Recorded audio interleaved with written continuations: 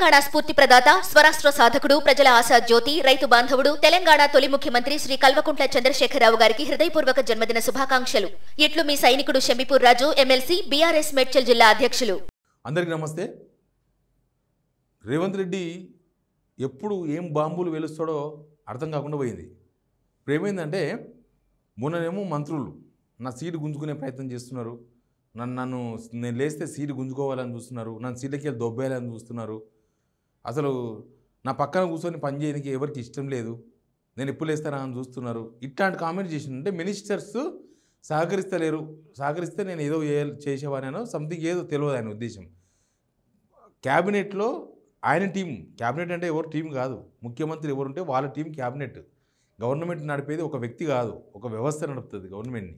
ఆ వ్యవస్థనే క్యాబినెట్. ఆ క్యాబినెటే సహకరిస్తలేదు నాకు.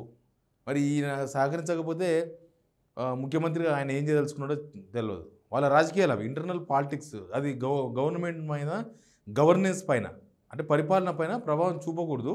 కానీ మరి కాంగ్రెస్లో జరుగుతున్న అంతర్గత పోరాటమో, అంతర్గత యుద్ధమో, దాన్ని ఏమనో అవన్నీ జరుగుతున్నాయని నేను చెప్పిండు. అది అన్నాడు, అయిపోయిందేమో అనుకుంటే ఇప్పుడు ఏకంగా ఐఏఎస్ ఐపీఎస్ మీద పడ్డాడు. దాని మీద చాలా తీక్షణమైన కామెంట్ చేసినారు. మనం ఆ వీడియోలతో సహా చూద్దాం. అది చూసే కన్నా ముందు మీకు స్పెషల్ రిక్వెస్ట్, మీరు సిగ్నల్ టీవీ చూసినందుకు కృతజ్ఞతలు. కింద సబ్స్క్రైబ్ అనే బటన్ ఉంది, ఆ బటన్ కూడా ప్రెస్ చేయండి. తర్వాత బెల్ వస్తుంది, ఆ బెల్ బటన్ నొక్కండి, మీకు నోటిఫికేషన్స్ కూడా వస్తాయి. ఎప్పటికప్పుడు ఖచ్చితంగా ప్రభుత్వాన్ని ప్రశ్నిస్తూ ప్రజలకు ఏం అవసరం, ప్రజలు ఏం కోరుకుంటున్నారు, ప్రభుత్వం ఏం చేస్తుంది తెలియజేసే ప్రయత్నం చేస్తాను నేను. ఇక మీరు సబ్స్క్రైబ్ చేసుకున్నారని నేను అనుకుంటున్నా. ఇప్పుడు మనం వీడియోలోకి పోదాం. ముందు రేవంత్ రెడ్డి గారు ఈ ఐఏఎస్ ఐపీఎస్ ఆఫీసర్ మీద ఏం మాట్లాడిండు అనేది విందాం. విన్న తర్వాత నెక్స్ట్ మాట్లాడదాం. కొత్తగా సెలెక్ట్ అయిన ఐఏఎస్ ఐపీఎస్లు నేను చూస్తున్నాను. ట్రైనింగ్లోనే ఉన్నప్పుడు పోలీస్ స్టేషన్లకి వెళ్ళి డ్రెస్ వేసుకొని కూర్చొని సివిల్ పంచాయతీలు తెంచడానికి ప్రయత్నం చేస్తున్నారు, విచ్ ఈజ్ అన్ఫార్చునేట్.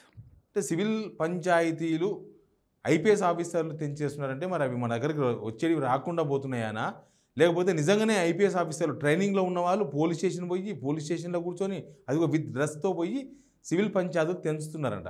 అసలు సివిల్ పంచాయతీలు ఎక్కడున్నాయి? మీరు భూభారత్ తీసుకొచ్చిన అసలు పంచాయతీలు ఏమని చెప్పినాక మళ్ళీ ఈ పంచాయతీ ఎక్కడి నుంచి వచ్చినాయి అనేది అర్థం కాలేదు. ప్లస్ ఐపీఎస్ ఆఫీసర్లు సెల్మెల్లి చేస్తున్నారంట. ఐపీఎస్ ఆఫీసర్లు ఇది సాధ్యమా, అసాధ్యమా, లేకపోతే నిజంగానే ఐపీఎస్ ఆఫీసర్ అట్లా చేస్తున్నారా? వాళ్ళు చేస్తే ఒక ముఖ్యమంత్రి అట్లా ఓపెన్గా మాట్లాడవచ్చా? ఎందుకంటే ఐఏఎస్ ఐపీఎస్ ఆఫీసర్స్ కూడా ప్రభుత్వంలో ఒక భాగం, వాళ్ళే మెయిన్. ప్రభుత్వం ఏం చేయదలుచుకున్నా కూడా ఐఏఎస్ ఐపీఎస్ ఆఫీసర్ల చేతుల్లోనే ఉంటుంది. వీళ్ళ విధి విధానాలంతా కూడా వాళ్ళు ఎగ్జిక్యూట్ చేయాలి. కానీ బహిరంగంగా ఐపీఎస్ ఆఫీసర్ మీద తీవ్రమైన ఆరోపణ చేసిండు. వీడికి అయిపోలేదు, ఐఏఎస్ ఆఫీసర్ మీద కూడా మాట్లాడిండు. ఆ వీడియో కూడా చూడండి మీరు. 70-80% అధికారులు, రాజకీయ నాయకులు ఏదైనా అంశాలు ప్రస్తావించినప్పుడు అందులో ఉండే లోతుపాతులు, లేకపోతే అది చేయడం వల్ల జరిగే నష్టాన్ని, లేకపోతే చట్టవిరుద్ధంగా రేపు ఏ విధంగా సమస్య అవుతుందో వివరించేవాళ్ళు, నాయకులను ఎన్లైటన్ చేసేవాళ్ళు. సార్, ఇది చేయడం వల్ల వచ్చే పరిణామాలు ఈ విధంగా ఉంటాయి, మనం ఈ రకంగా చేస్తే ఏదో ఒక రోజైనా అది ప్రజలకు కానీ, రాష్ట్రానికి కానీ, మీకైనా ఇబ్బంది అవుతుంది అని వివరించారు. రేవంత్ రెడ్డి గారు ఐఏఎస్ మీద మాట్లాడుతున్నారు.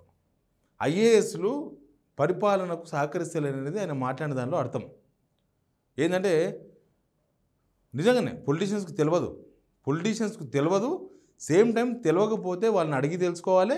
ప్లస్ అధికారుల ఆలోచనలో ప్రభుత్వం అమలు చేస్తుందా లేదా అనేది తర్వాత విషయం. కానీ అధికారులు, ఐఏఎస్ ఆఫీసర్లైనా ఐపీఎస్ ఆఫీసర్లైనా ఎవరైనా సరే వాళ్ళు ప్రజల కోసం పనిచేస్తూ ఉంటారు. పొలిటీషియన్స్ కోసం పని చేయకూడదు, చేయరాదు కూడా అది. అయితే దీనిలో 2 కామెంట్ చేసినారు రేవంత్ రెడ్డి గారు. ఒక తప్పు చేయమంటే ఒకటేసారి 2-3 తప్పులు చేస్తున్నారంట. అసలు తప్పులు చేయమని ఎందుకు చెప్పాలి ఐఏఎస్ ఆఫీసర్లకి? ఏం తప్పులు చేయమని అడుగుతున్నారు రేవంత్ రెడ్డి గారు? అసలు తప్పులు చేయమని ఎంకరేజ్ చేసేది ఎందుకు వాళ్ళను? ఇది ఒక కాంప్లెక్స్ కామెంట్. అసలు తప్పు చేయమని ఎందుకు చెప్తున్నారు మీరు? తప్పు చేయమని చెప్తున్నారంటే వ్యవస్థ తప్పుదారిలో పోతుందని అర్థం కదా. ఐఏఎస్ ఆఫీసర్లు ఒక తప్పు చేయమంటే 3 తప్పులు చేస్తున్నారంట. ఐఏఎస్ ఆఫీసర్లు ఎందుకు తప్పు చేయమంటున్నారు? దేనికోసం? స్వలాభం కోసం తప్పు చేయమంటున్నారా? లేకపోతే ఏదో ఒక కాంప్లికేటెడ్ ఫైల్స్ తీసుకొచ్చి సంతకాలు పెట్టంటే పెడతలేరా? దీనిలో ఏదో నిగూఢం దాగి ఉంది దీనిలో. ఐఏఎస్ ఆఫీసర్లు వాళ్ళ సర్వీస్లో ఉంటారు కాబట్టి వాళ్ళు బయటకు చెప్పరు. కాకపోతే ఈ మధ్యకాలంలో ఐఏఎస్ ఆఫీసర్లు తేరుకున్నారు. ఏం తేరుకున్నారంటే, మొన్ననే కదా 2 సార్లు ఒక సీక్రెట్ మీటింగ్ పెట్టుకున్నారు ఐఏఎస్ ఆఫీసర్లు. ఐఏఎస్ ఆఫీసర్లు సీక్రెట్ మీటింగ్ పెట్టుకోవడం అనేది ఓన్లీ కాంగ్రెస్ ప్రభుత్వంలో మాత్రమే సాధ్యం. అంతకుముందు వైఎస్ రాజశేఖర్ ఉన్నప్పుడు కూడా జరిగిన 1-2 మీటింగ్లు అప్పుడు కూడా. ఇప్పుడు జరిగినాయి ఈ 14 నెలల్లోనే 2 సార్లు మీటింగ్ అయినారు వాళ్ళు.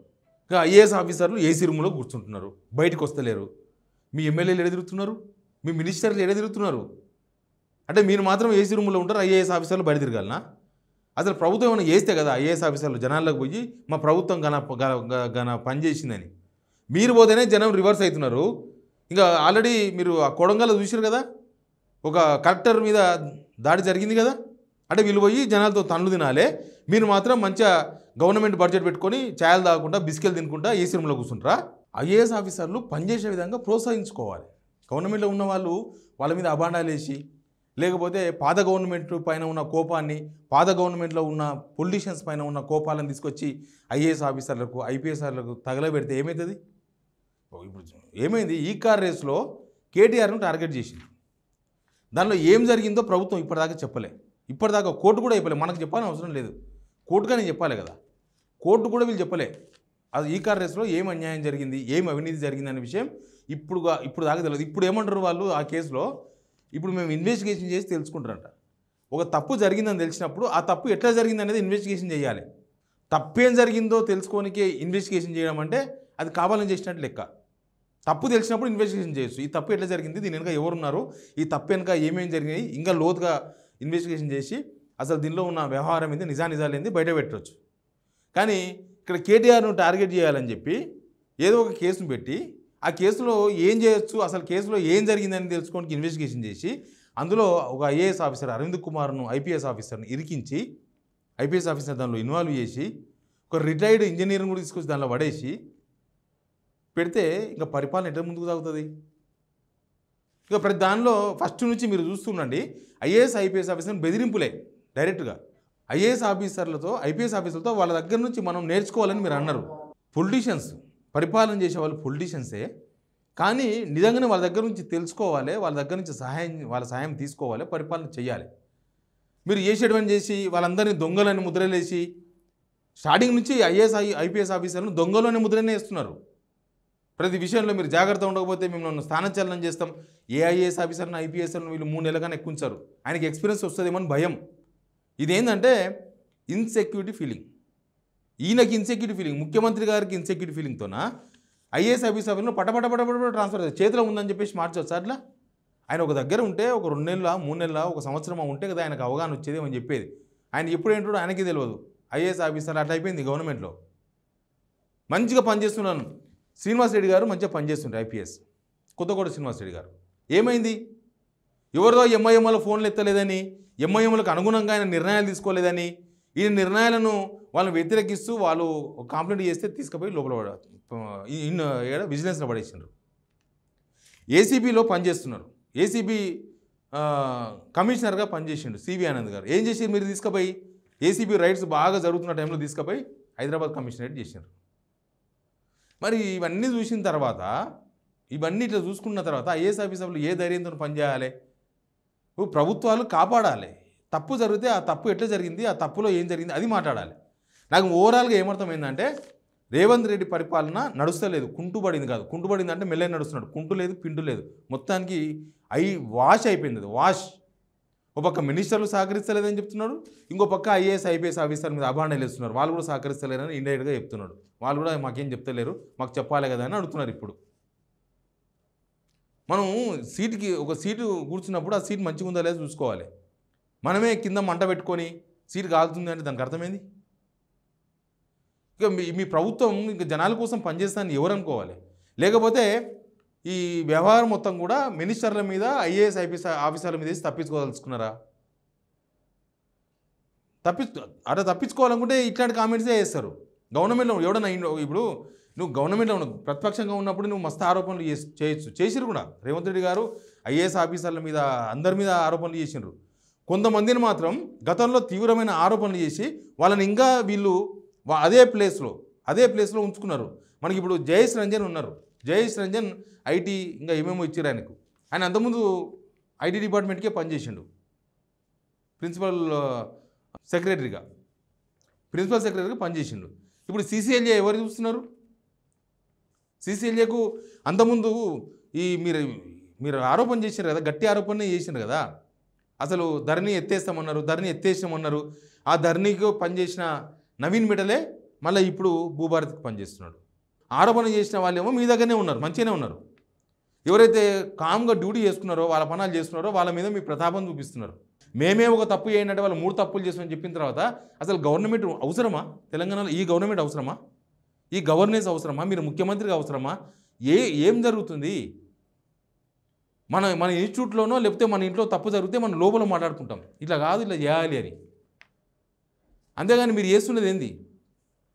మీరు వాళ్ళని తీసుకొచ్చి రోడ్డు మీద పడేస్తున్నారు. వాళ్ళు దొంగలు అని చెప్పి జనాల ముందర ముద్రలేసే ప్రయత్నం చేస్తున్నారు. ఐఏఎస్ ఆఫీసర్లు, ఐపీఎస్ ఆఫీసర్లు, మినిస్టర్లు అందరూ దొంగలే. మీరు ఒక్కరే మంచి వాళ్ళ? మీరు ఒక్కరే ప్రజల కోసం పనిచేయాలనుకుంటున్నారా? మీరు ఒక్కరే ప్రజల కోసం పనిచేయాలనుకుంటే చాలా ఆరోపణలు వస్తున్నాయి మీ తమ్ముళ్ళ మీద, మీ అన్నల మీద. మీరు రెస్పాండ్ కారెందుకు? చాలామంది ప్రభుత్వ పనులు కాక అసలు గవర్నమెంట్లో ఏ వర్కులు కాక గవర్నమెంట్ ఆఫీసర్లు తిరుగుతున్నారు, రైతులు తిరుగుతున్నారు, మహిళలు తిరుగుతున్నారు, అందరూ తిరుగుతున్నారు సమస్యల పరిష్కారం కోసం. ఎందుకు సమస్యల పరిష్కారం తెలియదు? ఎందుకు మీరు మాట్లాడుతున్నారు దానిపైన? ఎనీవే, ఇదంతా చూసిన తర్వాత మన మినిస్టర్ల మీద ఆరోపణలు, తర్వాత ఐఏఎస్ ఐపీఎస్ ఆఫీసర్లను టార్గెట్గా ఇట్లాంటి ఓపెన్గా బయటకు వచ్చి స్పీచ్ చేసిన తర్వాత వాళ్ళు ఎట్లా మీకు సహకరిస్తారు? వాళ్ళు ఎట్లా మీకు చెప్తారు? మీకు ఏమైనా మంచి చెప్తే కూడా మీరు మంచి స్వీకరించే పనిలో లేరు కదా. మీరంతా ఎవరైనా మంచి చెప్తే వీనికి ఇన్ని విషయాలు తెలుసా? ఒక ప్రైవేట్ ఇన్స్టిట్యూట్లకు ఒక సీఈఓ లాగా నడుతుంది గవర్నమెంట్ని, ఒక సీఈఓ లాగా. ఇదేం పర్మనెంట్ జాబ్ కాదు, ఎప్పుడేమేదో తెలియదు. మీరు సీఎం అనే జాబ్ చేస్తున్నారు. కాంగ్రెస్ గవర్నమెంట్లో జాబ్లే ఉంటాయి. సీఎం అనే ఒక జాబ్ చేస్తున్నారు మీరు. ఆ జాబ్ ఎప్పుడు ఉడిపిస్తారో మీకు తెలియదు. ఉన్న రోజులు పని చేయించుకోవాలి, జనాలకు మంచి చేయాలి, ఆలోచన లేదు కదా మీకు. మీరు అందరూ ప్రత్యర్థులైన చూస్తున్నారు. రైతులు రోడెక్కితే రైతులు ప్రత్యర్థులు మీకు శత్రువులాగా చూస్తున్నారు. టీజేఎస్పీ పోలీసులు రోడెక్కితే వాళ్ళందరినీ శత్రువులాగా చూస్తారు. నిరుద్యోగులు రోడెక్కితే వాళ్ళందరూ శత్రువులాగా చూస్తారు. నాలంటి రోడ్ ఎవడన్నా గట్టిగా ప్రశ్నిస్తే కేసులు పెట్టి మమ్మల్ని కూడా శత్రువులుగా చూడబట్టరు మీరు. ఇంకా మీ పరిపాలన ఎట్లా నడుస్తుంది? మీ పరిపాలన ఎట్లా ముందుకు పోతుంది? జనాలకి ఏం చేస్తారు మీరు? ఎనీవే, ఈ 2 కామెంట్స్ మినిస్టర్ల మీద ఐఏఎస్ ఆఫీసర్లు చేసిన తర్వాత రేవంత్ రెడ్డి ప్రభుత్వం మీద మీ అభిప్రాయం ఏందో కూడా కామెంట్ రూపంలో చెప్పండి. అవి కూడా చదివి వినిపిద్దాం జనాలకి. Please subscribe signal TV.